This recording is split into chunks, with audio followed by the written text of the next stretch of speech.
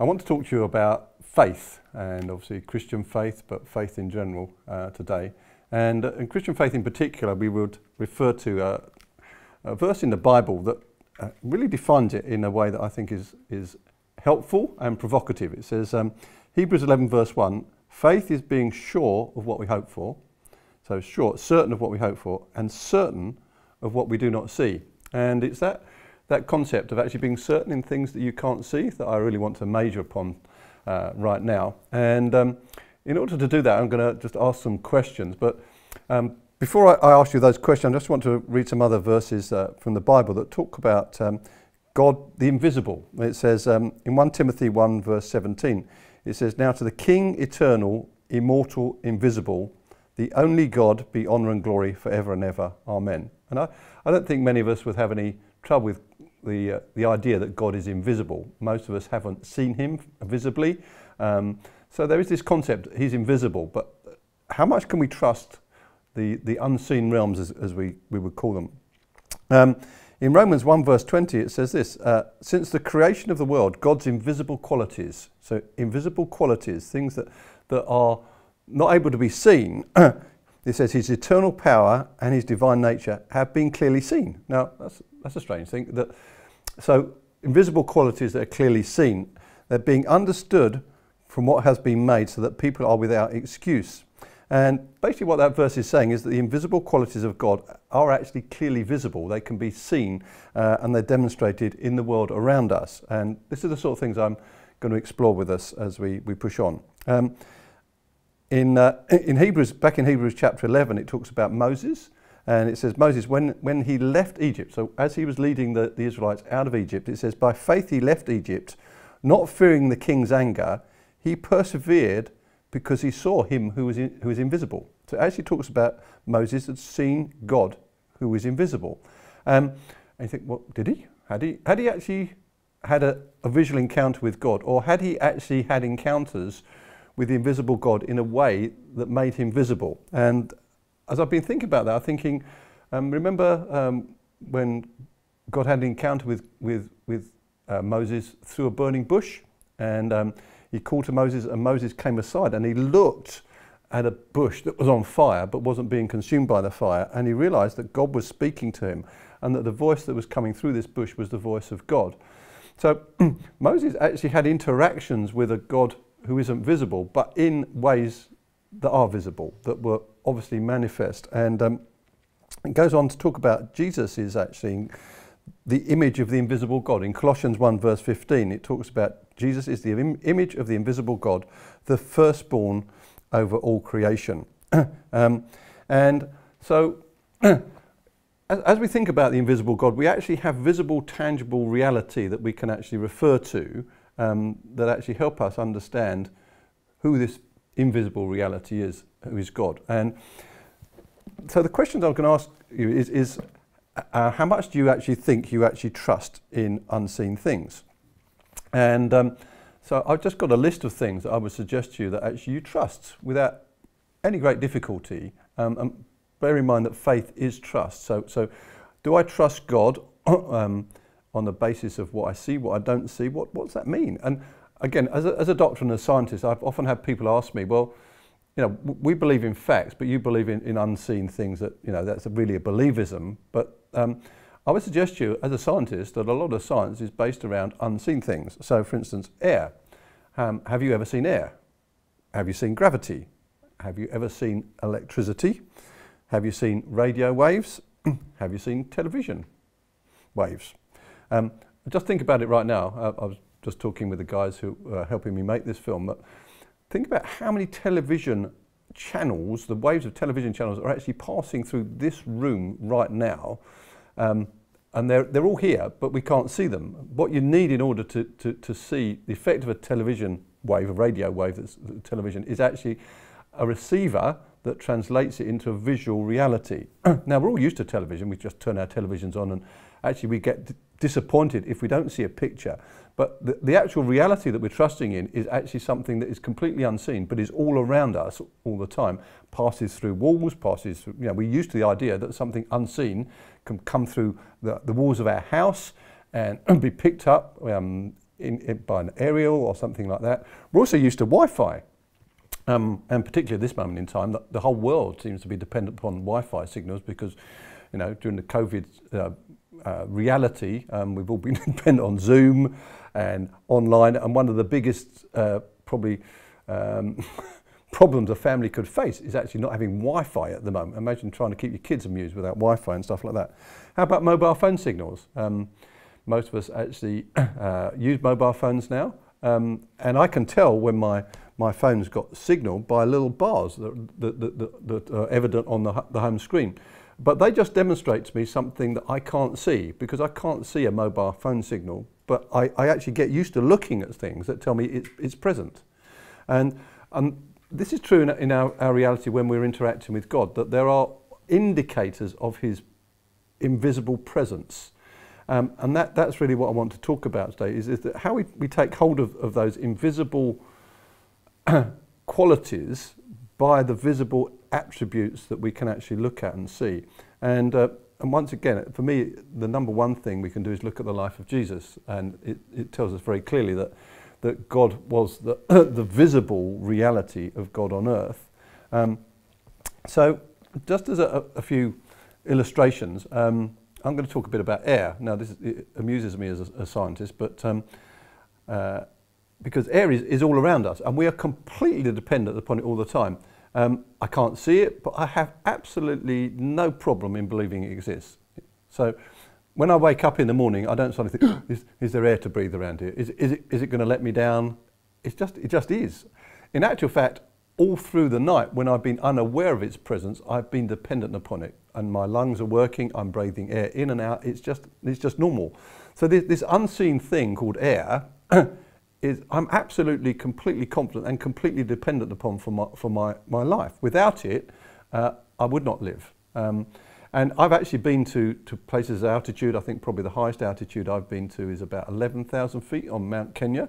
And at that place, literally the air is thinner. And you know what? You start to notice something when it's not present. If you go into outer space, or into space, the astronauts, they have to have protection and helmets and all things that would protect them from a lack of air. And if you go up, say you want to climb Mount Everest, when you're getting towards the top of that, you need actually, supply of oxygen. Most people will do it, otherwise they won't exist. So although you can't see it, you will notice if it's not there. But because it's around us all the time, we kind of take it for granted. And now, is air powerful? I generally don't think so. But actually, if you think of, well, what is wind?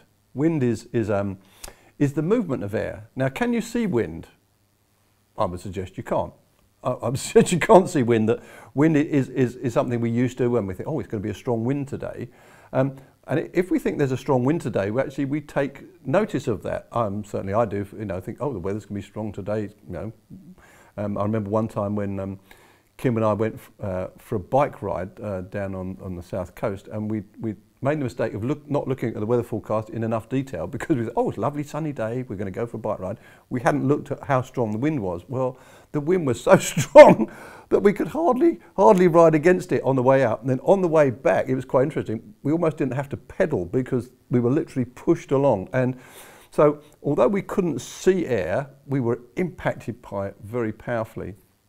And the Bible talks about the Holy Spirit being like the wind. He blows, and sometimes he blows gently, but sometimes he blows powerfully. And remember, on the day of Pentecost, it was like a violent wind, and that impact upon our lives. And we're used to seeing that. We're used to judging wind. If you're a sailor, for instance, then actually the real skill of sailing, as I understand it, I'm not a sailor, is actually being able to see where the wind is.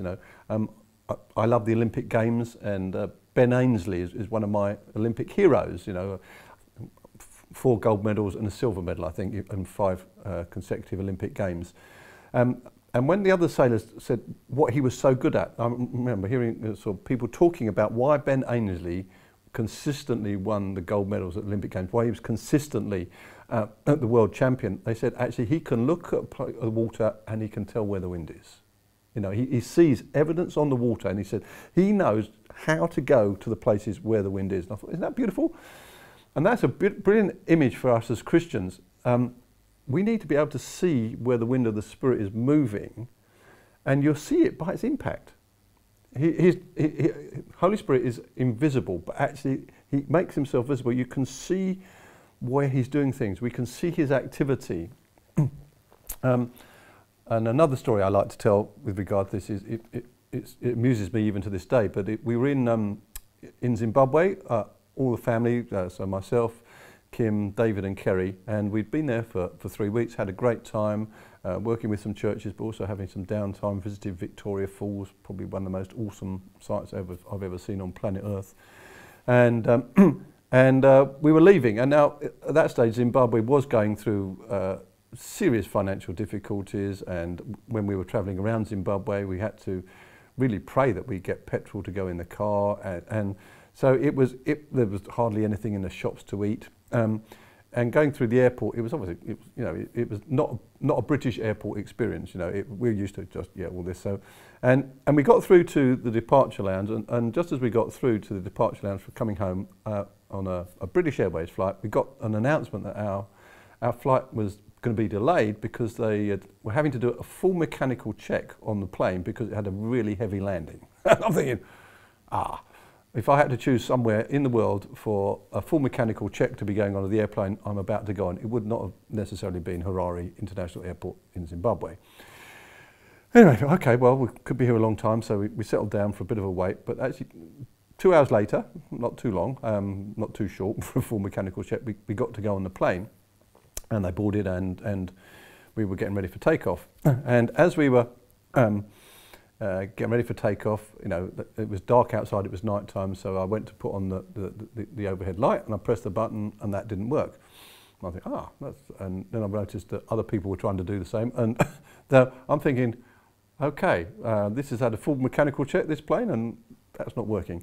Then the next thing is that they wanted to do the safety announcement, which was a video, just watch your screens now, we're going to do the safety announcements and all that.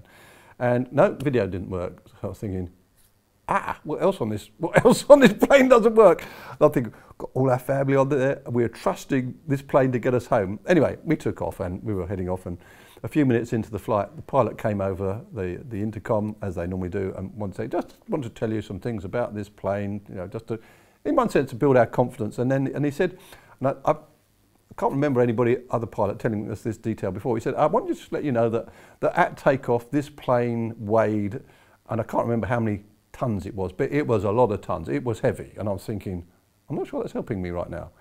And I was in the window seat, so I looked outside into the darkness, and I actually thought, this plane is really heavy. What is keeping it in the air? What works here?